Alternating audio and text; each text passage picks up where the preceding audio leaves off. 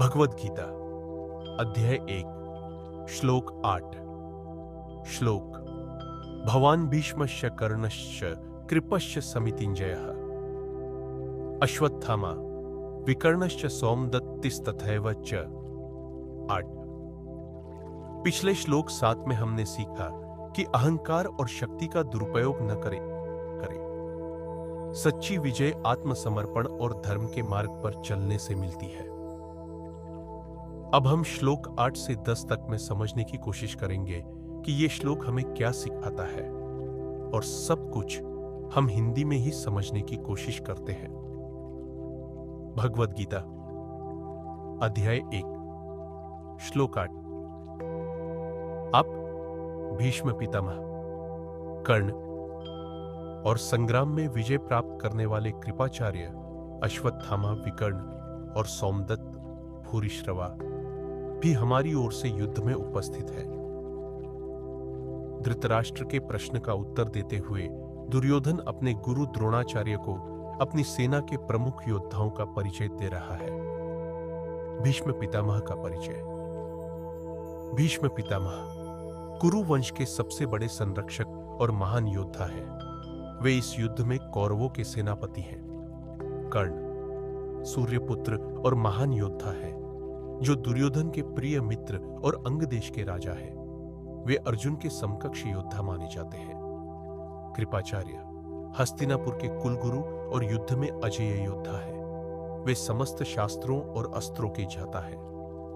अश्वत्थामा द्रोणाचार्य के पुत्र और अमरत्व का वरदान प्राप्त योद्धा है। उनका क्रोध विनाशकारी हो सकता है। विकर्ण धर्मपरायण और निष्पक्ष विचार वाले कौरव पुत्र हैं। वहीं सौमदत्ती भूरिश्रवा के नाम से प्रसिद्ध युद्ध कौशल में निपुण है। दुर्योधन इन सभी महारथियों की उपस्थिति से गर्वित है और अपने विजय को लेकर आश्वस्त हो रहा है। तो प्रिय भक्तों, कहने का अर्थ यह है, इस श्लोक में दुर्योधन अपने सेनापति और प्रमुख योद्धाओं का नाम लेते हुए द्रोणाचार्य को आश्वस्त कर रहा है कि उनकी सेना अजेय है। लेकिन उसे यह अहंकार ज्ञात नहीं है कि धर्म की रक्षा के लिए स्वयं भगवान श्री कृष्ण पांडवों के साथ हैं, परंतु धर्म की रक्षा के लिए श्री कृष्ण स्वयं अर्जुन के सारथी बने हैं। युद्ध का परिणाम धर्म के पक्ष में ही होगा। यह अध्याय 1 श्लोक 8 था। अब आगे श्लोक 9। अध्याय 1 श्लोक 9। श्लोक अन्ये च बहवः शूरा मदर्थे त्यक्तजीविताः नाना शस्त्र प्रहरणः सर्वे युद्ध विशारदा। 9। अनुवाद। इसके अतिरिक्त भी मेरे लिए अपने जीवन का बलिदान करने को तत्पर अनेक शूरवीर योद्धा यहाँ उपस्थित है, जो विविध प्रकार के शस्त्रों से सुसज्जित और युद्ध कला में निपुण है। दुर्योधन अपने गुरु द्रोणाचार्य को कौरव सेना की शक्ति और समर्पण का आभास कराते हुए आगे कहता है, इसके अलावा मेरी सेना में अनेक पराक्रमी योद्धा है, जो मेरे लिए अपने जीवन का बलिदान करने को तैयार है। ये शूरवीर सिर्फ योद्धा ही नहीं, बल्कि मेरे प्रति पूरी तरह समर्पित है और किसी भी स्थिति में प्राण त्यागने के लिए तैयार है।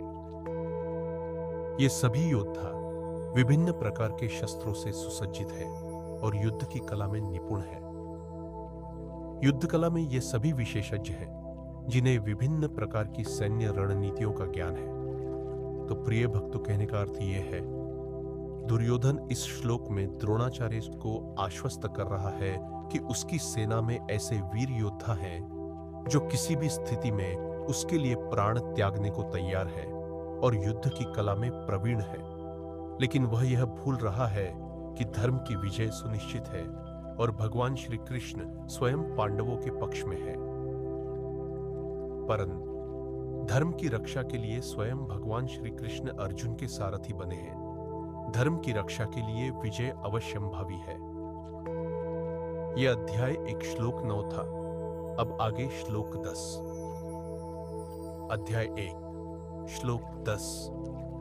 श्लोक अपर्याप्तम तदस्माकं बलम भीष्माभिरक्षितम पर्याप्तम त्विदमे तेषं बलम भीमाभिरक्षितम। 10। अनुवाद।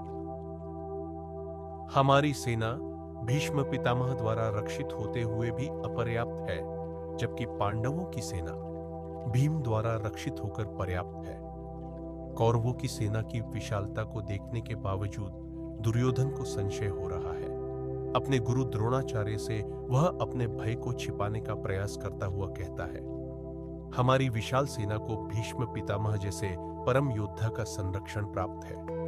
उनकी अजेय शक्ति के बावजूद मैं इसे अपर्याप्त मानता हूं। भीष्म पितामह देवव्रत, इच्छा मृत्यु का वरदान प्राप्त महायोद्धा है। उनके होते हुए भी दुर्योधन को भय सता रहा है। दूसरी ओर पांडवों की सेना भीमसेन द्वारा संरक्षित है। भीम की गदा का प्रहार शत्रु के लिए विनाशकारी होता है। दुर्योधन यह जानते हुए भी कि उसकी सेना बड़ी और अनुभवी है, पांडवों की शक्ति और भीम के पराक्रम से भयभीत है। तो प्रिय भक्तों, कहने का अर्थ यह है, दुर्योधन इस श्लोक में अपनी सेना की विशालता के बावजूद संशय व्यक्त कर रहा है। उसे भय है कि भीष्म जैसे महान योद्धा के होते हुए भी उसकी सेना का बल अपर्याप्त है, जबकि पांडवों की सेना भीम द्वारा संरक्षित होकर पर्याप्त प्रतीत हो रही है। यह दुर्योधन के भीतर छिपे हुए डर को दर्शाता है, जो धर्म के पक्ष में खड़े पांडवों की, जबकि पांडवों की सेना भीम द्वारा संरक्षित होकर पर्याप्त प्रतीत हो रही है।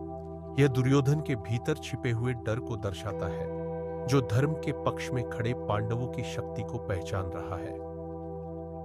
लेकिन धर्म की रक्षा के लिए स्वयं श्री कृष्ण अर्जुन के सारथी बने हैं। जहां धर्म है वहीं विजय है।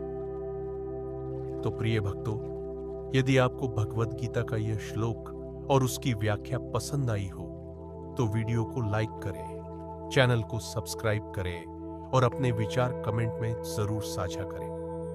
और वीडियो को हम करते हैं यहीं पे समाप्त और मिलते हैं एक नई वीडियो में। जब तक के लिए हरे कृष्ण।